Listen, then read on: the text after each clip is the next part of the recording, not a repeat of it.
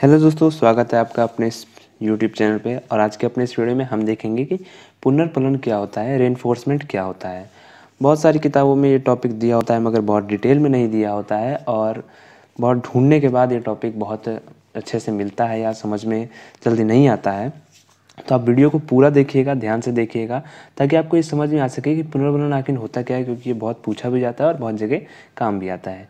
तो चलिए दोस्तों शुरू करते हैं। शुरू करने से पहले अगर आपने हमारे चैनल को सब्सक्राइब नहीं किया है तो सब्सक्राइब कर लें, और उसके बगल में जो बेल आइकन है उसे भी दबा दीजिएगा, ताकि आपको हमारे सारे वीडियोज़ के नोटिफिकेशन मिलते रहें। तो चलिए शुरू करते हैं। पुनर्बलन, तो किसी भी चीज़ को समझने से पहले उसके शाब्दिक अर्थ को समझना बहुत ज़रूरी होता है। जब आप शाब्दिक अर्थ समझ जाएंगे ना, तो आपको उस वर्ड का पूरा कंप्लीट मतलब समझ में आ जाएगा।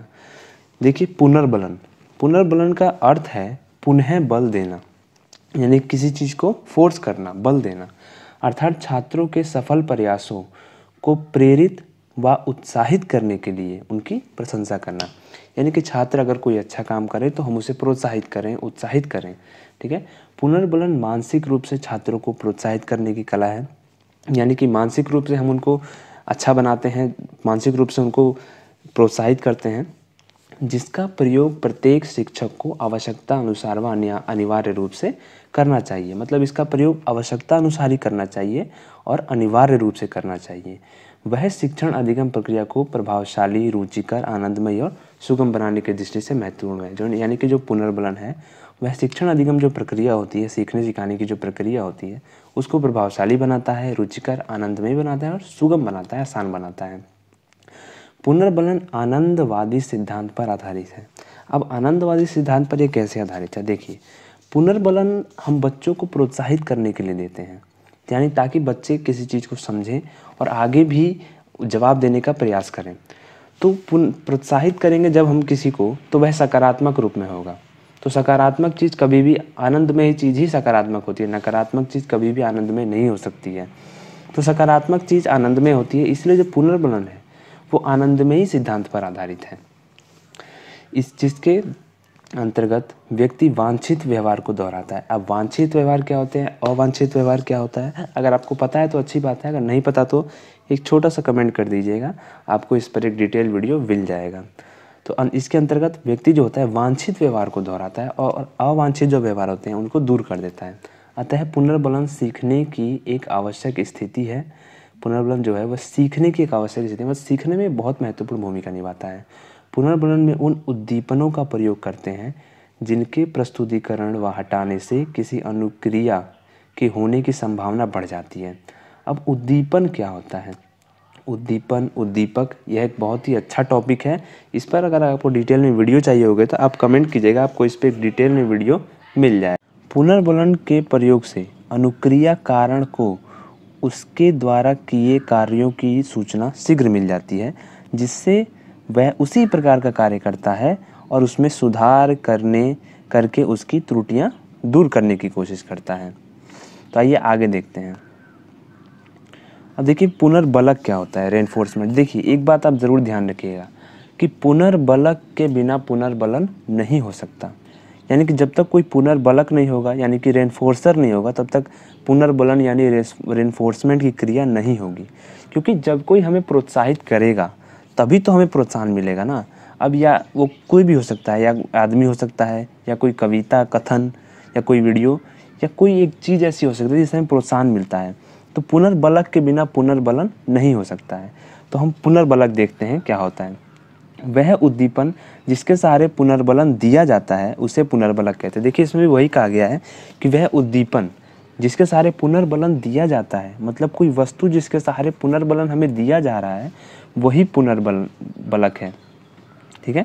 तो पुनर्बलन और पुनर्बलक एक दूसरे के सहायक हैं। ठीक है। यह निम्न प्रकार के होते हैं: धनात्मक शाब्दिक पुनर्बलक। अब देखते हैं धनात्मक शाब्दिक पुनर्बलक क्या होता है, पॉजिटिव वर्बल रेनफोर्सर क्या होता है। इसके अंतर्गत अध्यापक छात्रों की भावनाओं का आदर करता है और छात्रों द्वारा व्यक्त किए गए विचारों से सहमत होकर उनकी प्रशंसा करता है। देखिए, जब हम छात्र से कोई क्वेश्चन करते हैं तो यदि वह उसका आंसर दे रहा है, थोड़ा बहुत गलत भी दे रहा है, तो हमें डायरेक्ट उसको ऐसे नहीं बोलना चाहिए कि नहीं तुम गलत दे रहे हो, बैठ जाओ, चाहे चुप हो जाओ। ठीक है। उसको हमें थोड़ा बहुत प्रोत्साहन देना चाहिए, उसका थोड़ा प्रशंसा करनी चाहिए कि हाँ तुम ठीक कह रहे हो, ठीक है। थोड़ा बहुत उसकी प्रशंसा करेंगे तो वह और उसे प्रोत्साहन मिलेगा, ठीक है। छात्रों को समझाने के लिए छात्रों से प्राप्त विचारों की व्याख्या करता है और छात्रों के लिए प्रशंसनीय शब्दों का प्रयोग करता है। अब छात्र जो आंसर दे रहे हैं उसकी हमें थोड़ी बहुत व्याख्या करनी चाहिए कि ये कहना चाहते हैं, ये ऐसे अपनी बातों को कर रहे हैं, इसमें ये गलत है, ये सही है। तो इस तरह से हमें उसकी व्याख्या करनी चाहिए। जैसे कि शिक्षक कहता है बहुत अच्छा, ठीक है, शाबाश, हाँ, अति सुंदर आदि, इन सब बातों से उसको प्रोत्साहन मिलता है। कभी कभी शिक्षक शब्द समूह अथवा मुहावरों का भी प्रयोग कर सकता है। हम मुहावरों के द्वारा भी पुनर्बलन दे सकते हैं।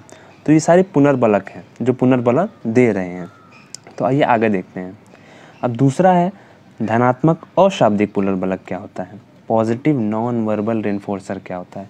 धनात्मक अशाब्दिक पुनर्बलक से तात्पर्य उन उद्दीपनों से है जिनको बिना बोले प्रस्तुत करने से अनुक्रिया होने की संभावना दृढ़ हो जाती है, ठीक है। जिनको बिना बोले, मतलब बोलने की ज़रूरत नहीं है, शब्दों का प्रयोग करने की जरूरत, बस उस चीज़ को दिखाने की ज़रूरत है, यानी किसी वस्तु की यहाँ पे बात कर रहा है, ठीक है। जैसे कि सिर झुकाना व मुस्कुराना, किसी बच्चे के जवाब पे हम सिर झुकाते हैं, मुस्कुराते हैं तो उसे प्रोत्साहन मिलता है। चलकर उसके समीप जाना, छात्रों को और सौंदर्यपूर्ण देखना, हंसकर देखना, मुस्कुराकर देखना, छात्रों के सही उत्तर को श्यामपट्ट पर लिखना, इन सब चीज़ों से उसका प्रोत्साहन बढ़ता है। उपरोक्त तत्वों से छात्र प्रोत्साहित होते हैं। यह देखा गया है कि वांछित व्यवहार के लिए परिवर्तन धनात्मक अशाब्दिक पुनर्बलक अधिक प्रभावशाली है, यानी धनात्मक जो अशाब्दिक पुनर्बलक होता है वह ज़्यादा अच्छा है परिवर्तन के लिए, ठीक है। तो आइए आगे देखते हैं। आगे जो है वो है नकारात्मक शाब्दिक पुनर्बलक, ठीक है। नकारात्मक शाब्दिक पुनर्बलक, निगेटिव वर्बल रेनफोर्सर क्या होता है।